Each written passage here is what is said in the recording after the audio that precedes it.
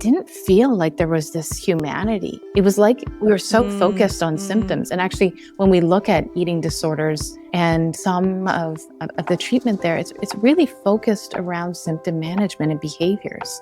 And I get why. It's an important part of it.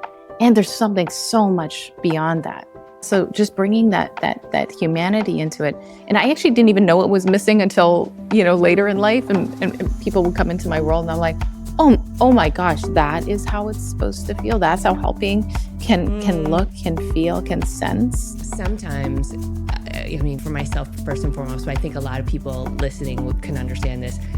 I didn't want to be a morning person. Grief and loss and all the messy emotions that come with it, those are the things that I really tried to avoid. And even though I've been in the wellness industry for 20 years now, there was still a part of my well-being and my healing and my mental health that I was actually shoving aside. And that's why this title clicked for me. Yeah.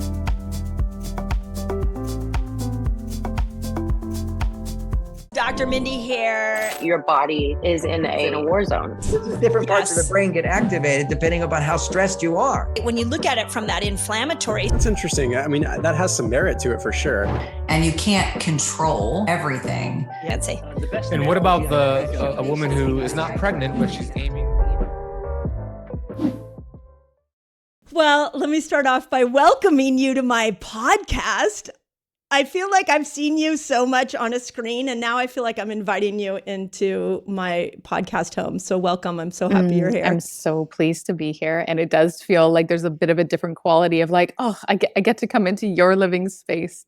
So thanks for having me. It's funny. I was thinking today that one of the things I love about people that I've invited into my universe are people who have had their own struggle and found a really interesting solution and then decided to turn around and teach it to the world. And the phrase that I've heard a lot is from pain to purpose.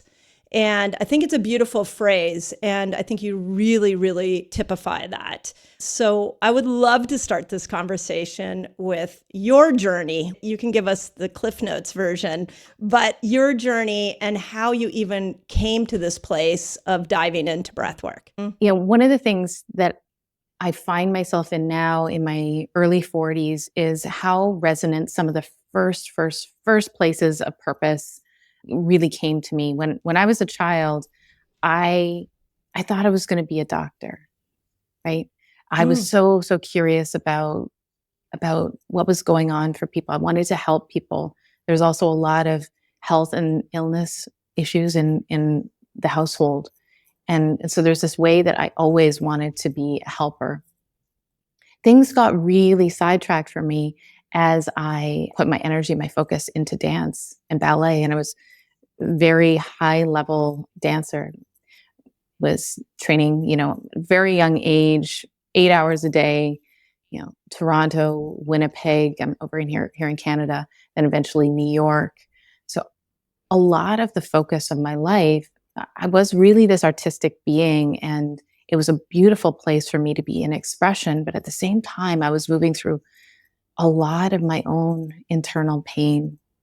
There was a lot going on for me. And I often come back to, and even more recently, thinking that I'm so grateful that I had dance because it was one of the places where I could be in my body with expression. It looked like something was actually hurting or harming me because this sport, this art was just, pretty intense and life altering, but it actually saved me in a lot of ways. So there was a lot of stuff happening for me. There's a lot of trauma, and I didn't have a way of processing it, of expressing it.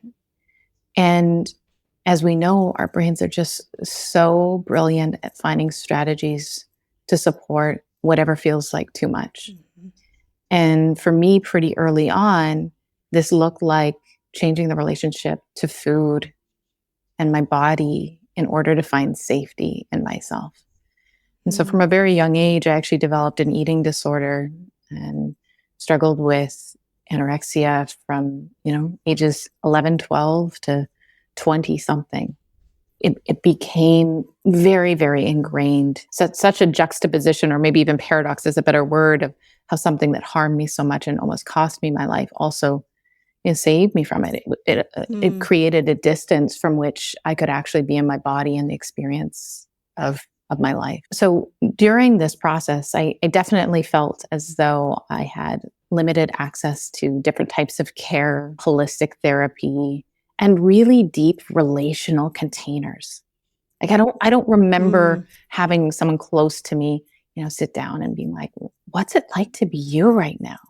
Especially from like a helping context.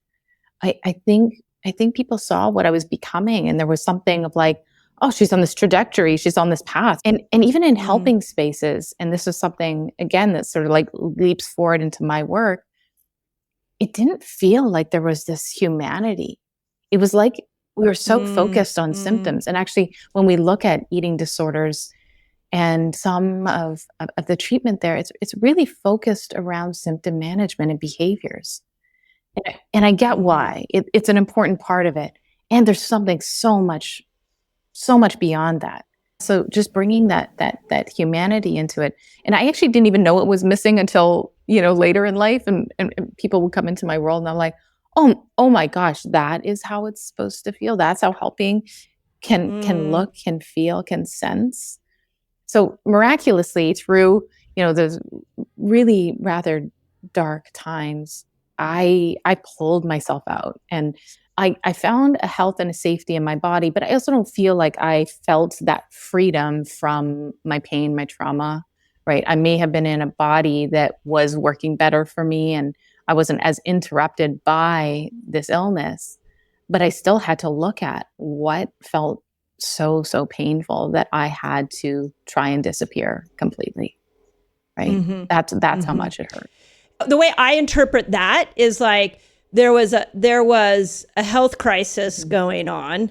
There was no support to give you a way out of the health crisis, and you found a place. And this is a lot of people. I mean, there's a lot of versions of the story. Absolutely. I mean, I was this in my early 20s with chronic fatigue. And so when you found that way out, that thread out, how old were you? 21, 22.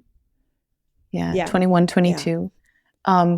And I would say that, I was forced into this sort of initiation of surrendering to life or surrendering, to not life.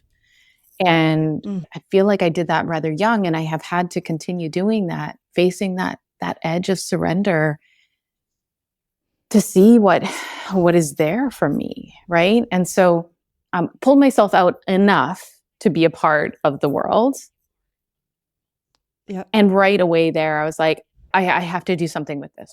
Like, if I can do this, anyone can do this. Like, I kind of beat the odds. And so I plunged right into my training to be a counselor. So that was like more traditional route, and really, really enjoyed that. And I was like, oh, like, yeah, maybe I can do this. And then by the end of that, I was like, oh, wait a second. Like, I'm still a really young person that's still hurting a lot. And so I pressed pause on that.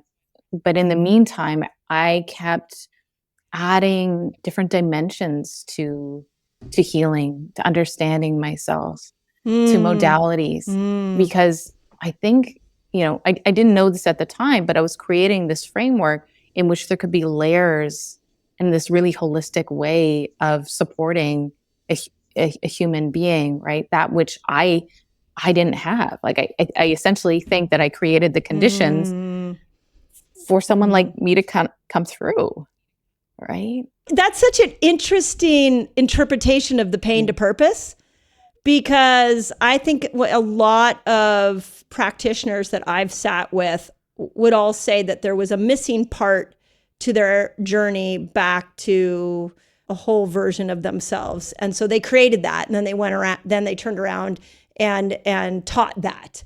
And what I want people listening to understand is that, when I grew up, it was very much you had a problem. And so you went to the doctor, you were given a diagnosis, and you were given a treatment. It was very linear. And in today's world, I really feel like that linear path is no longer successful. And what is really appearing is more of sort of a hybrid of many different modalities that are able to create, like you said, a healing container for people. And that's what I heard in what you just said is like, I needed to create a different version that had never been created before. And the freedom of that, if you're in a chronic situation, if you're in a moment where you just can't find the door out, when somebody has found the door out and then created a whole room for you to step into.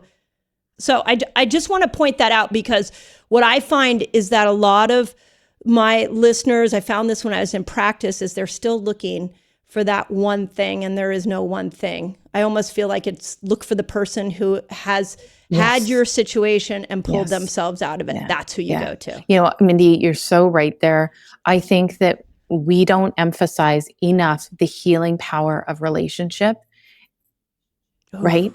And so when we can be in relationship with another person, even if they don't have that shared experience, which I do think is absolutely beneficial, especially with certain types of conversations, I do think that finding the person where you feel like you can just be in the room with and you can feel supported, and even like that, even that space or that silence can be filled, and it's not about, oh, what I need to be different. Can you hold me here? Yeah. Can you see me? Can you see me? And I think that's what we're really missing in our healthcare system is we're not practitioners. I'm just going to put everybody in one big bucket, are not seeing the person in front of them. And especially if there's insurance involved and there's a system involved, then all of a sudden there's only a process. There's not a person.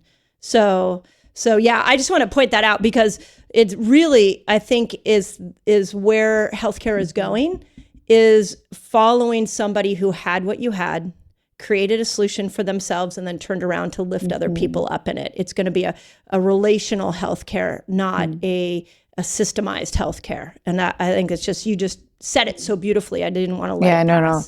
Thank you for highlighting that. I mean, I going back to sort of that transition period from being someone that was still moving through their stuff to stepping in and still moving through their stuff as a human, but helping other people with it. I felt so unseen in so many moments of my life. And again, there's this interesting, it kind of gives me chills, this considering like I attempted to unsee myself, to just become almost invisible, right? And then to be more in my body, which is so much of my work now, and helping people come into their bodies and to be able to witness is just such a blessing. And if anyone leaves my space feeling more seen or more heard, then I have done my work, right? Yes, you have. And many people have done that, including myself, left your space and feeling exactly that. You know, one of my favorite parts about you, let me just say, and not you yourself, but when I went to your website to actually read the like clinical you, I was like, wow, like you're a mutt. Like you have a lot of different pedigree going on here. But let's dive specifically into breath work. I want to point out a couple of things that took me a really long time to try to kind of understand this. And the first was Bruce Lipton's work, and how your thoughts can cause an inflammatory response within the cell. And I've brought him on this show. We've chatted about that. And that was very much like, wait, this is so counterintuitive to what we're taught in a traditional healthcare system. Our thoughts are in creating cellular inflammation. And then the second one you and I have talked about before, which is The Body Keeps the Score. And that book, I think, changed so many lives, but it really did an incredible job of explaining how our tissues hold on to these traumas. And so when I think about traumatic work, I almost think we have to bypass the brain and go straight to the body, because the brain hasn't been able to figure it out. Amen. Right. I think that there's this way that our brain can come in and start to reorganize it with us, but our body has to be a part of it. It remembers. Yeah. It remembers so much. It remembers everything. Such a wisdom available there, right? And I know that there's a lot right now where they're talking about they don't believe talk therapy works anymore. So, and coming from a clinical background, have you noticed what's the difference from your shoes talking to somebody about their problem as opposed to letting the body talk about what's going on? And maybe for clarification, never worked in the clinical space, but definitely still as professional counselor, right? And which is just a much more what we would call traditional, Western talk therapy, right? Yeah. I sort of quote unquote traditional, because what is more traditional, if we go back in time, were some of these other practices that we're starting to get into now. Our breath, psychedelics, energy medicine. Those are all very old and ancient and much more traditional than what we, fit into the box of our talk therapies now. But so sort of to mirror the same way that I was starting to notice that there was this gap in my own somatic world. I had not even connected with my body. I felt like there was this missing gap with clients that, of course, and you'll notice this, I will pause and be like, oh, yeah, well, what's happening there? You say that all the time. And that's like trying to sort of reorganize us back to like what our body has to say. And so there are subtle ways that we can do that. But then there's, much deeper and direct ways, if we have the capacity to do that, like psychedelics, like breath work, that put us in direct path with some of what's there, the material of our lives, the material of our traumas, what lives in our body and wants to be acknowledged, set free, break apart. Catalyzed.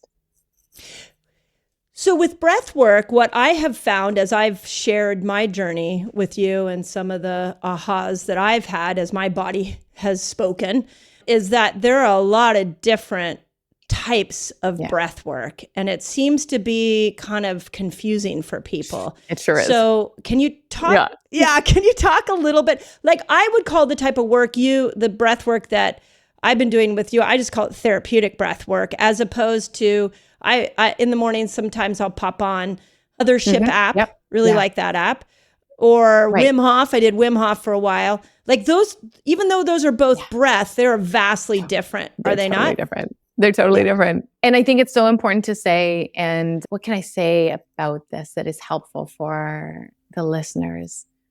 I think that there's breath exercises and then there's breath experiences. When you share with me, and both are so valuable. I too, I dip into something much more experiential that requires much more support. And then I also in the morning, I'm like, oh, how can I fill these lungs? How can I increase the volume of my lungs so that I have the health benefits and the clarity and some of the instantaneous stuff that breath can give us, right? So there is a purpose and a place for both, and there is a separation between them.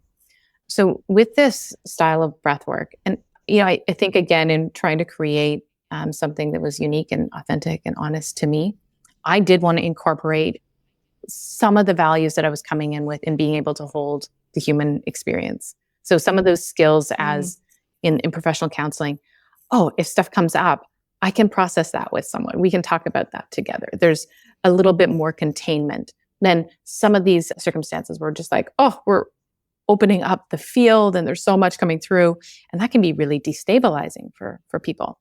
And so, so what we're doing in these moments where we're going towards this active breathing is we're actually beginning to stress the body out in a sense, right? So the breath isn't about resetting our nervous system, although we'll probably get there on the flip side of it.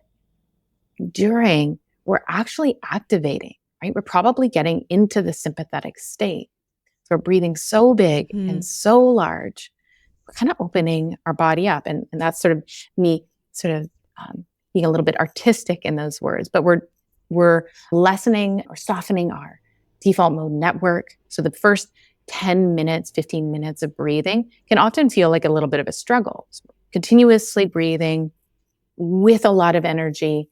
And that's where the brain is like, I'm not quite used to this. Is this, are we sure we're supposed to be doing this? So there could be this little internal battle that's going on.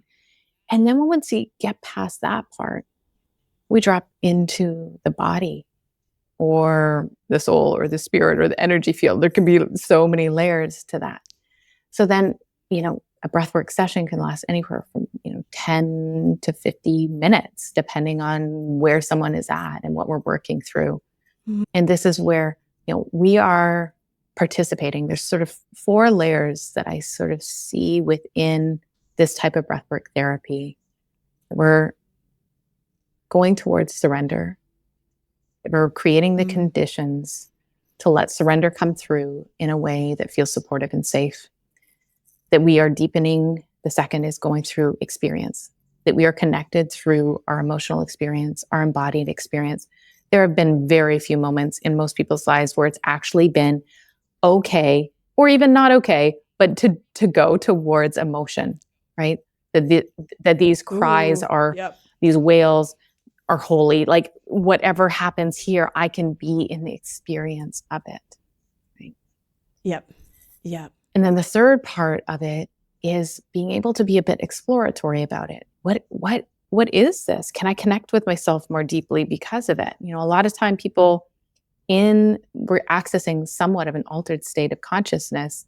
We have access to our intuition, to insight, to vision, to more sensation, to trust, to truth.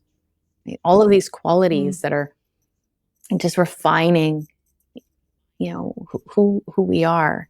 And then the fourth stage is reintegration. And this is often the place that people just kind of rush by. With psychedelic work, we kind of hang out here a little bit longer, breath work, not so much. But we've taken all of this medicine and we kind of are like, oh, I feel kind of born again. Wait, what happened? And if we've done our job, we're like pulling our medicine bag with us and bringing that out into our life. What did I find there? What was that like for me? And how can I bring that into, what is being asked of me? My interpretation of what you just said is it's very much like fasting. It's because you're going into a hypoxic state, right? When you're breathing, when you're doing the breath work, like you and I even talked about this last night, like there was a little bit of concern for me of like, oh, I don't know if I'm really wanting my legs to be tingly today or my hands to be tingly. And yet my educated brain knows that that's a hypoxic state that I have put myself in. And it's in the absence that we often find those answers, just like fasting. When you go into a fasted state, so many people, I always say, people go there because they're like, I want to lose weight. And I always say, join us for losing weight. And then I hope you stay for transformation. I see, yeah. Because the longer you stay with these fasting principles, the more you uncover about yourself, because it's in the absence of food that you can hear yourself. What I heard, what you just said, was it's in the absence of oxygen in some sense that default network comes down and you start to, is that accurate? You could disagree. No. I think you're right. And like, I guess where I come in, I'm like, and there's like, I think it's absence of control. Oh, yes. They're both absence of control. Yeah. Okay, wait. Yes. This is good. So I love you. So when there's absence of control, that's where you find the answers. That is the deep dive into mystery. Yeah.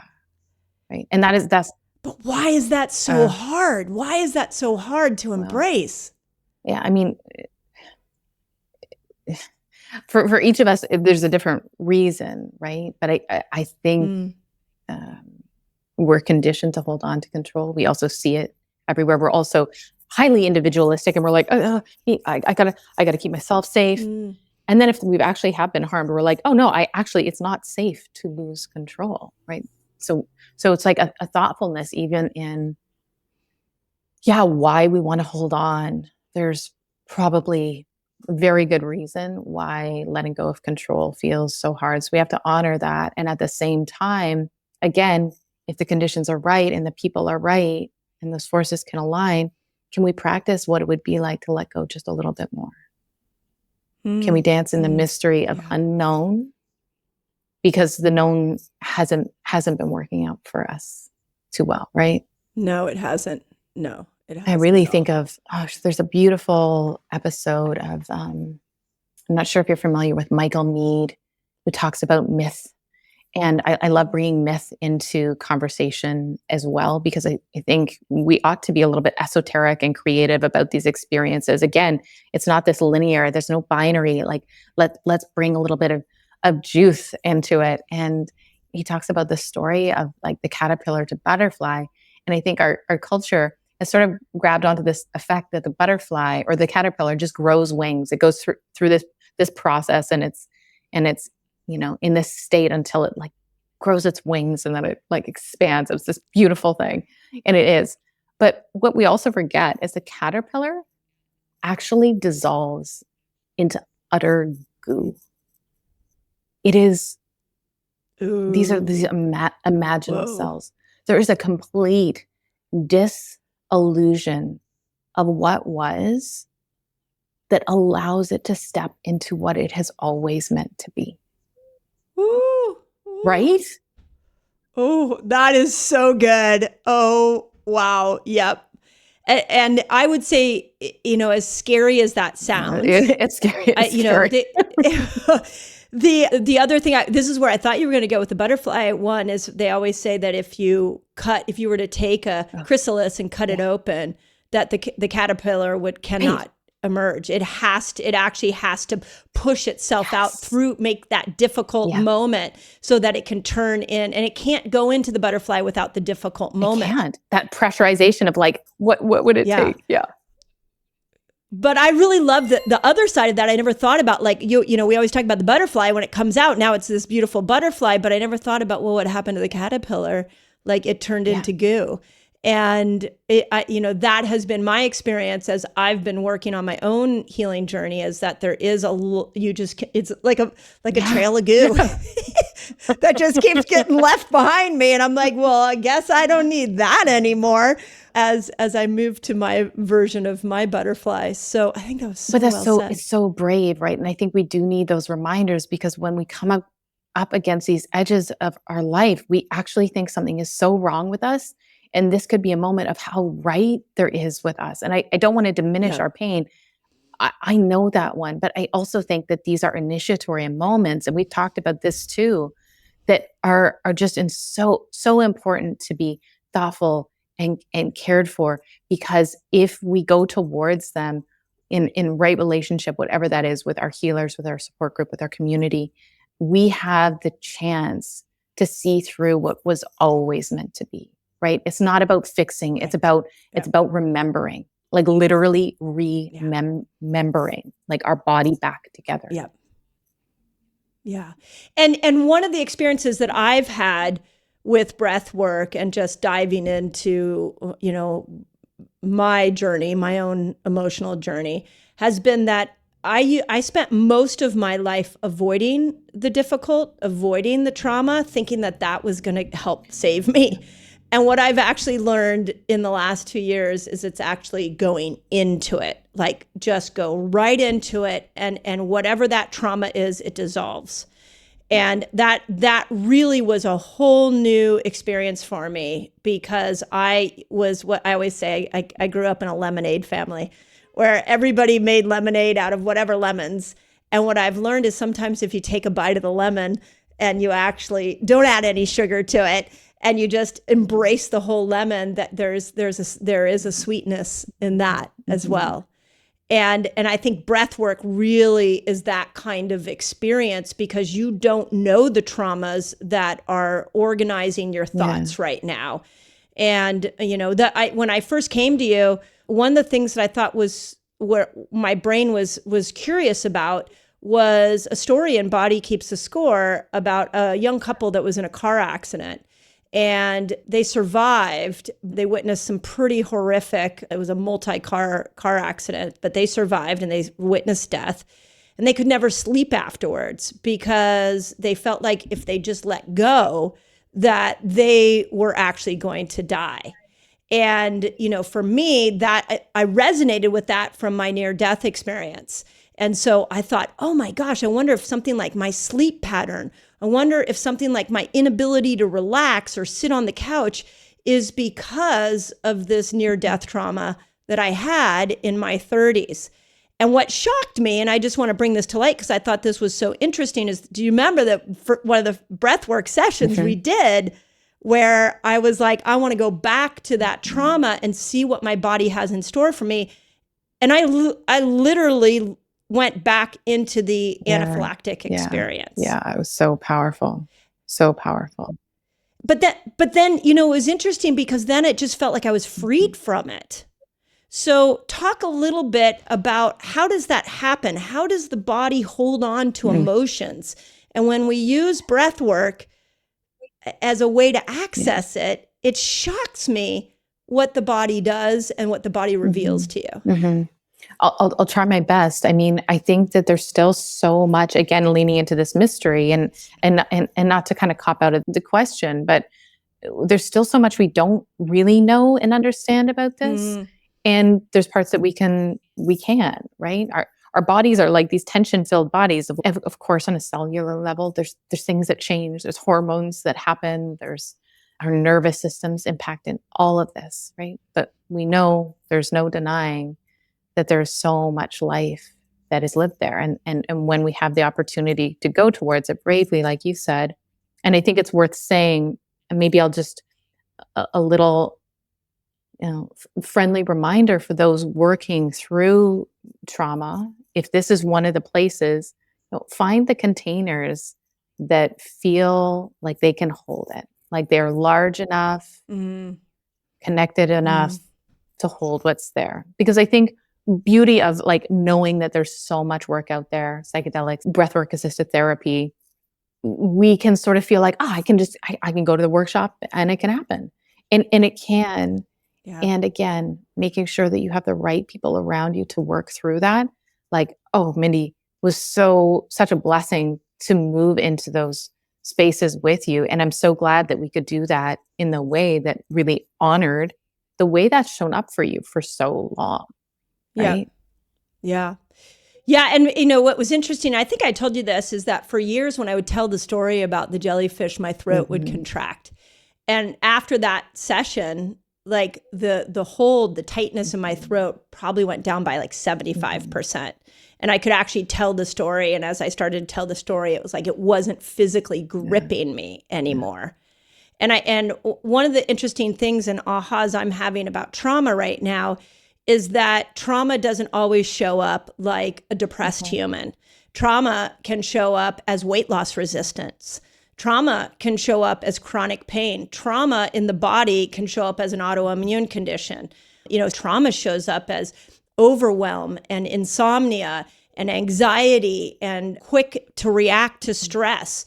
These are things that we haven't given enough value to. We sort of push them aside, medicate them, have a glass of wine, do things to kind of ignore them. Yeah. To manage the symptom in the moment. But if what I love about the body keeps the score idea is that if the body had a language, it would talk to you in symptoms. So if the brain, the brain's not meant to be in constant state of reaction. So at some point the nervous system gets maxed and the body system gets maxed, and then everything starts to fall apart. And what I have experienced in breath work is now you get to go in and heal whatever has tanked the body, has destroyed the body's ability to regulate itself. Part of that is allowing sometimes the impulse of the trauma or the memory to complete itself, right? Sometimes when they talk about trauma, it's like this unfinished impulse to be able to run away, to say something, to have emotion, right? It deserves completion. And that is some of what we are doing when we're able to access, especially the emotional world of the body, because we, again, are, moving further and further away from our bodies, therefore moving further and further away from our emotions. So if we allow this expression to come through, there is something that shifts in the body where it's like, after a big cry and we do one of these, something just reset itself there.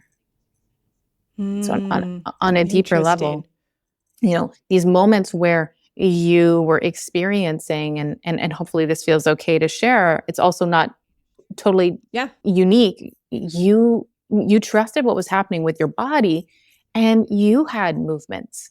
You were assisting in this process. You're like, oh, like trying to get free, right? And I've seen this before. I've seen people, start to scream or start to sing or do a shake. And it's like, oh, okay, we're not actually thinking those things through, right? Hopefully there's just enough, enough safety in the whole experience to allow that sort of completion. Like the body knows what to do. And in those moments, you were assisting yourself, which is to say that the medicine is within you, which is the really fascinating thing about breath work that I think makes it, just very unique from other modalities. And I love other modalities. They've been so beneficial to me. And we're not outsourcing anything to anyone other than our own lungs. Oh my God, that's so beautiful. And which ties really into, again, my prayer for both men and women is just understanding that you do have this healing power within you. And sometimes where you become so disconnected from it that you need an experience like breath work or fasting. My biggest thing I love about fasting is when people are like, oh my God, I lost 30 pounds. You changed my life. And I'm like, oh, no. I didn't change your life. You changed your life. You stepped into a healing power within your body that nobody taught you how to, where that lived. And I feel like that's the same analogy with breath work, that my experience with breath work has been that you're stepping into a medicine that's within you that it's hard to find until you go into this breath pattern experience. Then it's like all of a sudden the medicine reveals itself. It's completely intrinsic and fascinating. Yes. Even thinking about it's the first thing. Breath. First thing you do when you come into the world. Well, probably like there's a few other things happening too, but like you take a breath and it's the last thing you meet when you leave the world. Ooh. It is connected to you through all of that. And so, again, I think some of the emphasis on breath is healing is so powerful right now, whether we're talking about breath exercises, or even, again, someone like James Nestor, who's a wealth of information on like the science of breathing. It's like, you're starting to actually trust that there's something extremely valuable about this set of lungs, right? And not just this set of lungs, your set of lungs, your set of, there is, a wisdom and a power there that meets us each time we take a breath, right? And then I think if we were to look at it through a meditation standpoint, that's always been the thing. It's like with each in-breath and with each out-breath, we have a chance to begin again. And in this state, we're like, we are ramping it up exponentially. Yeah. But I also see it like it's a form of detox. It's like an emotional detox. Oh, so it can be. You're going into, this rapid breath and the emotions are coming out, which is why it's so beautiful to have someone like you assisting you through that experience. They're coming up and out. So it's, I also, and the lungs are a detox organ. And so, but the type of breathing, and I want to go into what a session looks like here in a moment, but the type of breathing that we do with you, it feels like an emotional detox. It's like, what needs to come up and out today so that my body can start to be more at peace and be more coherent. So I just want to I really emphasize, and as scary as that sounds, it actually isn't scary when you're processing it. To me, it's more like, oh, I didn't know that was there.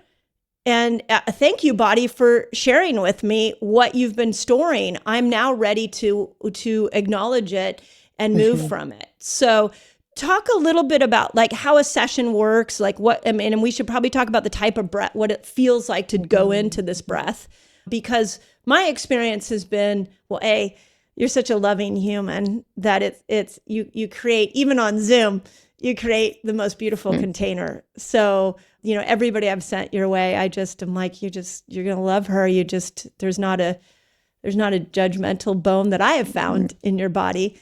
And you really have done a phenomenal job as creating a container that allows these emotions to come up and out without judgment, which I think is really important.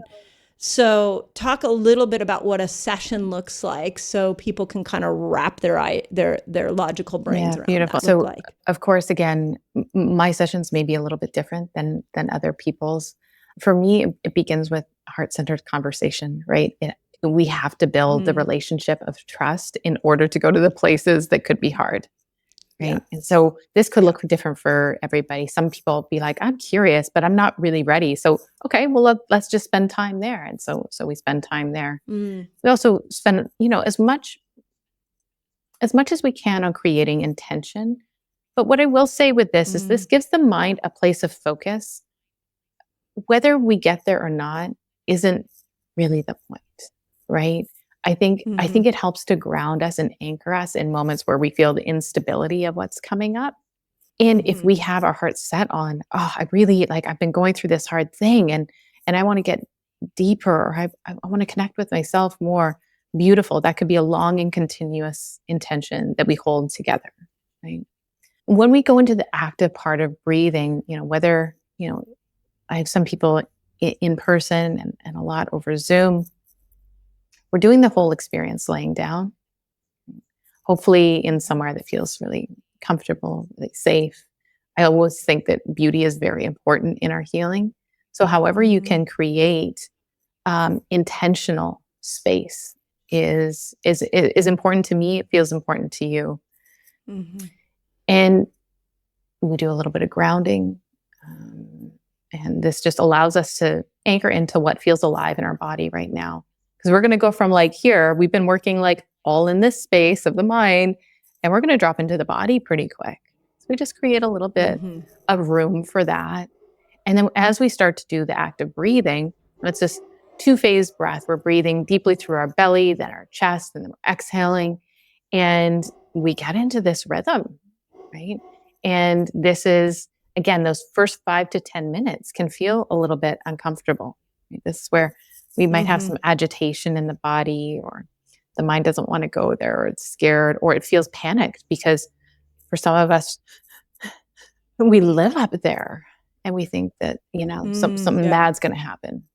And so again, with attuned awareness of who's with you, can hold you through that. I just want to point out that, you're when we're doing it, I've got my headset in, I'm lying down, my eyes are closed, you're guiding me through it. It's a journey. And so it's and you do such a good job of sort of setting up, it's not like you just rush into the breath work, but it's almost like a visualization.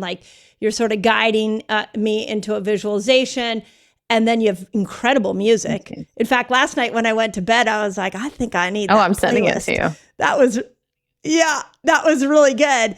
And then the music kind of helps create, for me, it definitely gets me into that emotional place. And then you're starting the breath work, and it's a mouth breathing. You're not using your nose, which is how you get to this other state. It's not an inhale, exhale through the nose and the mouth. And this is contrary to some of what we will hear about healthy breathing. When we're breathing healthfully during the day, obviously we want to use predominantly our nose, right? Breathing through our mouth isn't long-term a healthy move, but in these moments, it actually is, right? And James Nestor as well talks about this, because people question, why would you do this if you're supposed to be breathing, through your nose? So yes, there is this way that I'm sort of accompanying you on a journey. Your body and your sensations and your emotions are going to guide us. And then wherever need be, if there's assistance, then, there's a hand there ready to catch whatever material is there. And the music is a part of it. It's can be evocative to the emotions, allows us to drop in, to something that, could feel touched, right? We have these layers where our hearts have not been open. And so we start to breathe. Essentially, it's a heart opening experience. And we're even breathing through that heart center, right? If we're talking about this from a chakra place, we're, in the belly and then in the heart, we're opening this up, and there's gonna be some stuff. So having things like music or connection or any supportive dialogue can sometimes just facilitate us in where we're going. my experience is that we've done different versions of the breathwork sessions where I've set an intention because I love intentions. And then there's been a few where I'm like, I don't know, let's just breathe today. And then those always shock me because like memories come up that the brain had hidden from me. And there's been some pretty intense ones that was like, whoa, wow, I forgot about that. And then when it comes to the surface, it feels like there's wow, that happened at that age. And that must be why I now behave this way. Like it creates like an anchor back into the past to understand the behaviors and the way your mind is working in the present. And I'm not sure. I mean, I've done lots of psychedelic journeys and I haven't found it always to be that body experience.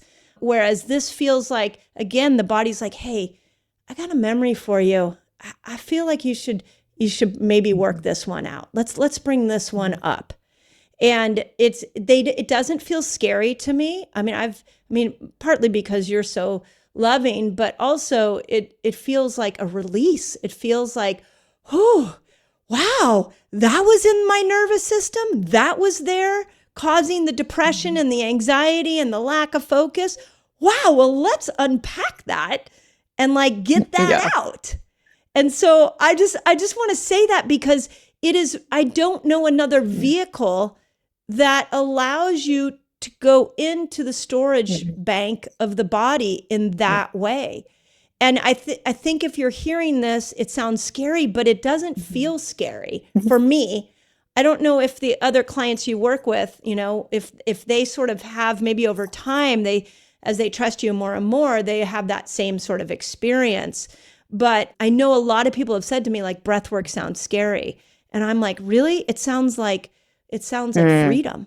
Me too. It sounds like freedom. And also sometimes moving towards scary things is how we get more free. So it's again, like goes back to that dissolving, the dissolution of the caterpillar. It's like letting go can be just really terrifying. The beautiful thing is the risks are kind of minimal, especially if held appropriately. Yes. That we can practice what's scary in a safe way. Right. Yes. And we can pump the brakes, or we can also press on the gasoline. Right. And we have those choices with breathwork that, again, I think make it a little bit unique to this process. Whereas, going and doing ayahuasca for everybody might not, be the right thing. Oh, I can practice what that would be like to sense into myself a little bit more. And if it feels too much, okay, I can pump the brakes. I can also process why that is. I can then pump the gas again and go towards it. It's scary and freedom, and both belong. Yeah. And what I've noticed is that, in those moments that those really vulnerable thoughts come up, my brain does have a moment where like, am I going to speak this? And I've said this to you before, like, I'm not sure I'm going to say this. No, I'm going to say it.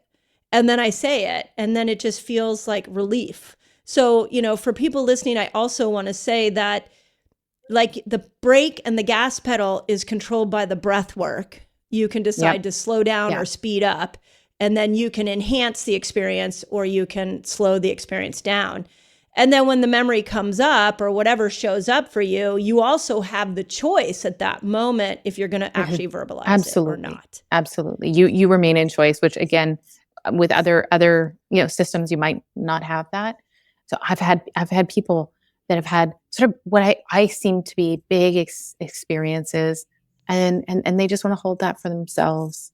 And we respect that and honor that. And I give you instructions of what to walk away with, and let's come back next time. So it can still be on your terms, right? I think because so much of the culture is in this overshare, and it's like beautiful. Like we want some vulnerability, but it's also like we don't have to share everything. You get to have choice in this. That gets to be totally yours. And if you're getting stuck in something, cool. Let's talk about it. Let's see what's there. So, yeah.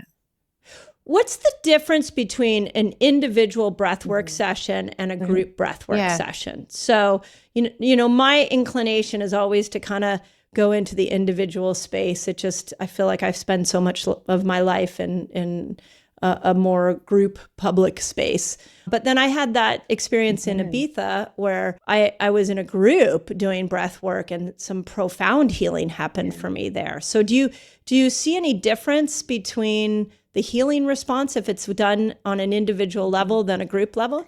It's really hard to say because I've also had beautiful experiences in group and outside of group. And I think it's important to say that a lot of our healing work, it's so beautiful, especially, some of the work you're doing, Mindy, is bringing people together. And so I think there's something really interesting there that as emotion comes up, it's like, oh, other people's emotions are coming up. And you're kind of like, everyone's kind of in an experience now. And I think there's something magical there. I am also really drawn to some of the deeper places. And so I can't say for certain that the individual is more depth oriented, but I do know that there's more capacity to hold what's there. And that feels important to me because, again, in the sort of system where, it's so easy for things to be overlooked or not attuned to, right? If we're in these really open states and we miss an opportunity to go towards someone to hold their hand or say, I'm right here with you. Yeah. I don't want to miss that. So for me, it's an intuition thing, and also just something that feels, deeply resonant in my work. And for other people, it will be really different. I always think that if you're working through something that feels, important, make sure to give it the importance it needs, right? So, yeah. Yeah, and I can see a benefit for both. I mean, the experience in Ibiza that was so profound for me is that when this emotion came up and out, these two women in the group just held me, and it was like another one of those moments of women healing women, and it was like, again, I think this is so different than talk therapy. To me, talk therapy is like, I have this thought, I have this problem, and then there's sort of a redefining of it. Well, how about you look at it this way? What if you look at it that way? Yeah. And reframing. And you're really good. You got some good reframes. But you can't reframe everything, right? No. Yeah. Right. And some things just need to come up and out, and then they're done. And that has been my experience. I mean, the deep stuff, obviously, any big trauma, you're going to have to keep coming back to keep healing. But I really think there's something unique about breath work where it's like up and out. Here it is. And the body just shows it, reveals it to you.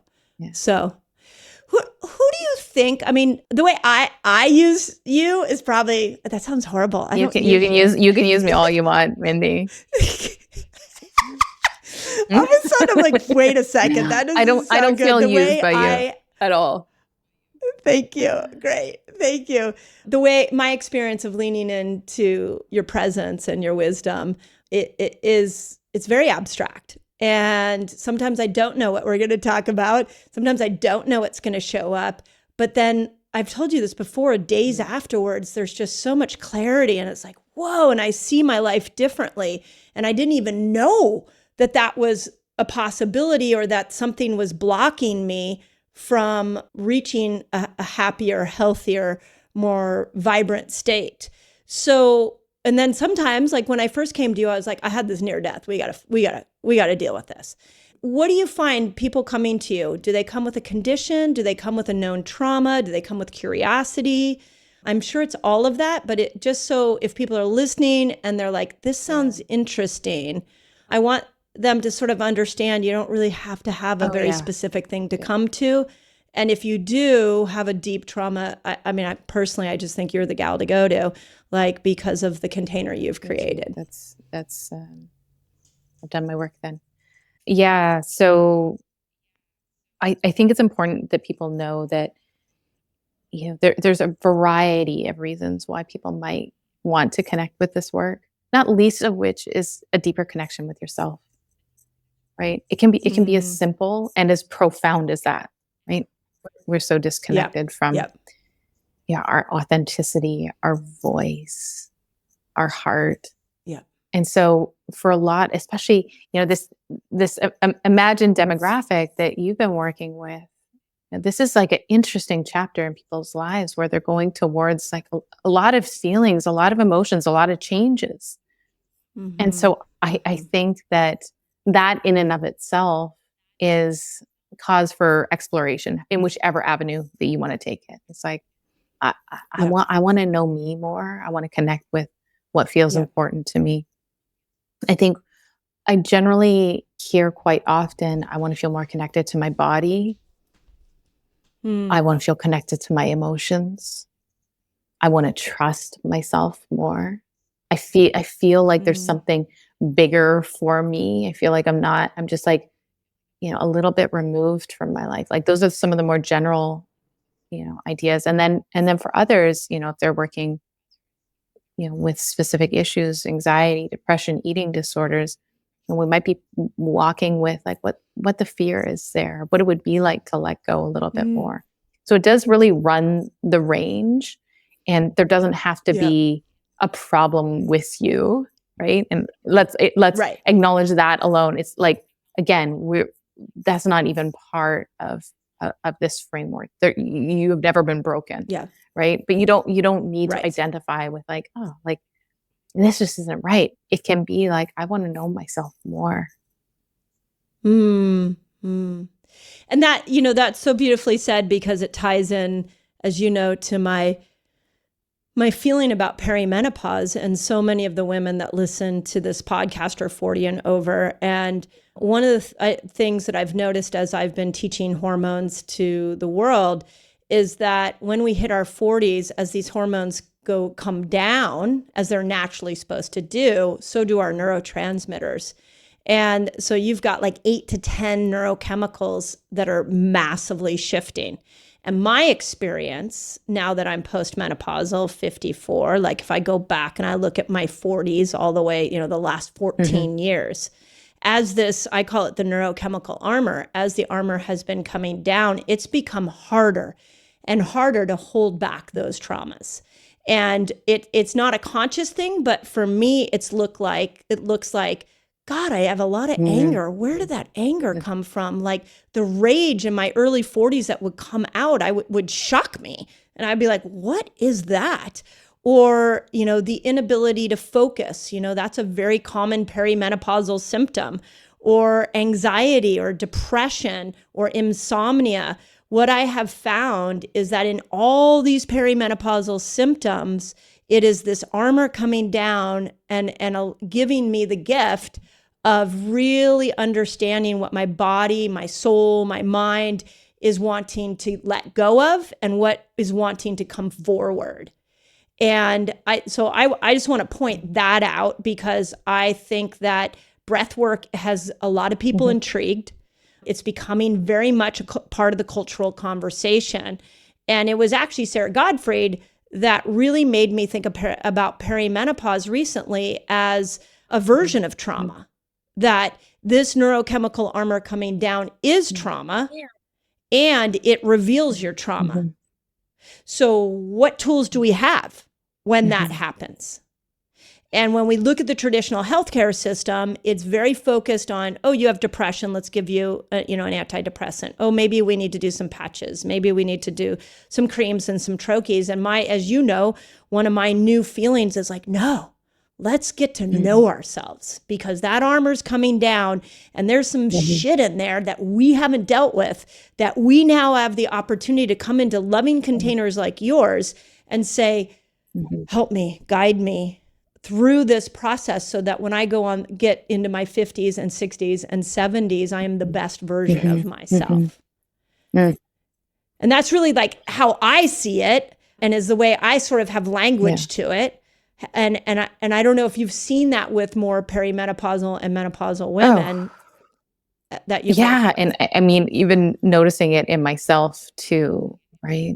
And I think that idea of like what we resist persists. And at this moment or this timing is like, oh, we can't actually resist it any longer. And that's where this sort of, and again, that sort of phrase I've talked about, where it's like an initiation into this next metamorphosis, this next realization of who we always were, right? So I think it does, and it can help with that. It leads us towards something, not away from something. And we know that, especially when it comes to our emotional world, if we kept pushing it down for a long time, we might have to be with the expression of it for a while. How do we befriend our grief, our anger, our sadness? Not because we're going to be swallowed by it, but because we're going to be liberated by it, by acknowledging its presence. Yeah. Yeah. Yeah. And I feel like when we use medication, and I know a lot of women are getting great results with their HRT and their bioidenticals, and some are getting even great results with their antidepressants. But when we're using that, we're also missing the opportunity and to heal and to step into the most authentic version of ourselves. And what I would love to see is every prescription that's written for HRT, so is a prescription written for breath work. And could it be possible that here's something that's going to slow the exiting of these neurochemicals, but then here's a tool to work on rediscovering yourself and healing what you may have never had time to heal.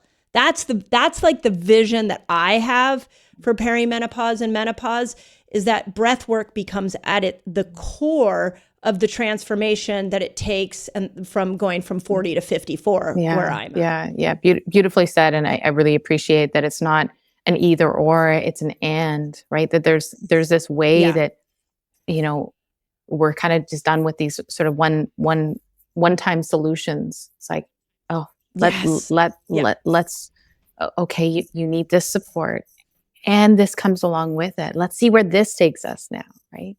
Yeah, there's something really beautiful there. I was recently teaching the polyvagal theory to a group, and I went, for people, I've talked about it on this podcast before, but at the base of the polyvagal theory is where our nervous system is the most relaxed, where it dips into fight or flight, and then it goes into relaxation.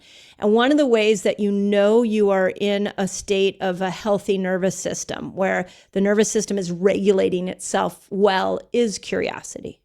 When a problem presents itself and you're curious about it, as opposed to reacting to it, that's where you start to find that your nervous system is regulating itself, getting itself back into coherence. So I used the word curiosity, and I was like, yes, I think that's the highest vibration we can be at as we, go through. I'm just going to keep it on the perimenopause phase. Like, as we go through the changes in our hormones, how do we be curious about this change that's happening in our body, and what good could come of it, as opposed to villainizing it.